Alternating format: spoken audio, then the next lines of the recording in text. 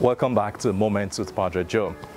And you see, this time around, I want to change it up a little bit and talk about, it may look a little bit particular to a group, but I want to talk about a group called Cradle Catholics. And what do I mean? Of course, I don't know if you remember that song, "Who sat and watched my infant?" That's very beautiful. I think it's a lullaby. And it speaks to a cradle. I'm talking about Catholics, born Catholics from birth. I know I'm being particular about this. It goes beyond. It speaks to all. But I know I'm being particular about this. You see, we as Catholics, we are a very ritualistic people. And what I mean by that is, we are people who show forth what we believe in very practical ways. And we have every reason for that. If you go to sacred scriptures, if you go to sacred tradition, that's the way it has always been done. I mean, if you remember the many things Jesus himself did.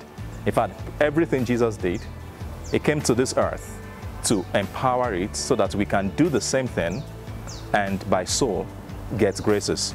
That's what in our fold as Catholics we call sacraments, outward signs, inward graces. Why am I saying all of this? I've noticed the trend.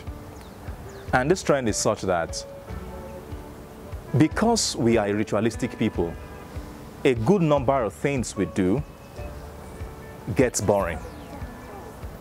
Because we do it as a matter of repetition. So I am a Cradle Catholic. I was born a Catholic into a Catholic family. And what that means is, from day one, okay, my parents, okay, let's go for Mass, we'll go for Mass. Let's pray the Rosary, we say Rosary.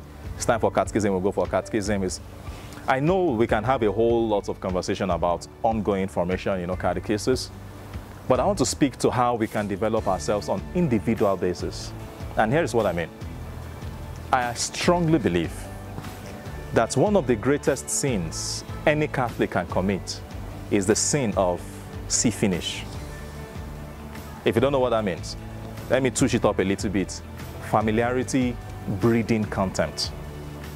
And why do I say that? When we repeatedly do things without knowing the meaning, I bet you the tendency is to begin to not see any sense in it.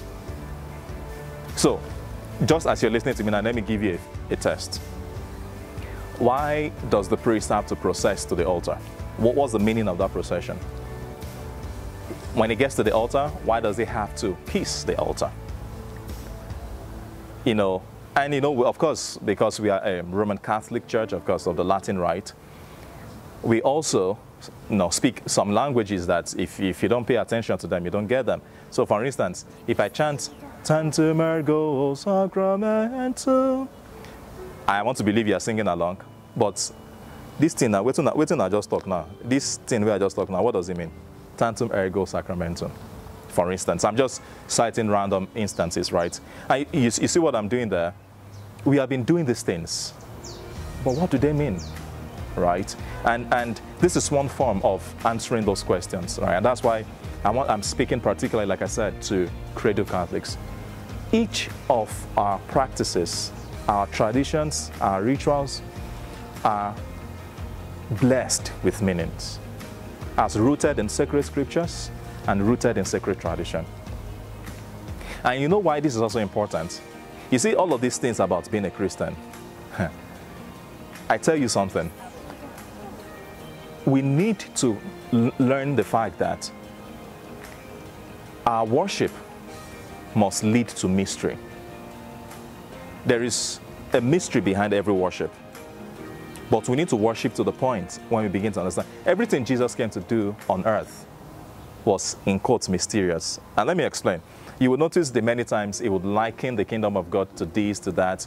He would speak in parables. And at some point, even the disciples asked him, what does all of these things mean? That kind of thing. Why was he always shrouding a number of things under particular mysteries? Can I say something about mysteries very quickly? A mystery, the common definition is that which cannot be known. I don't agree. A mystery is that which can be known, only the extent to which it is revealed. I say that again. A mystery is that which can be known, only the extent to which it is revealed. And so this is a call to Catholics can we begin to talk about the meaning of our faith, the meaning of our lived experiences as Catholics?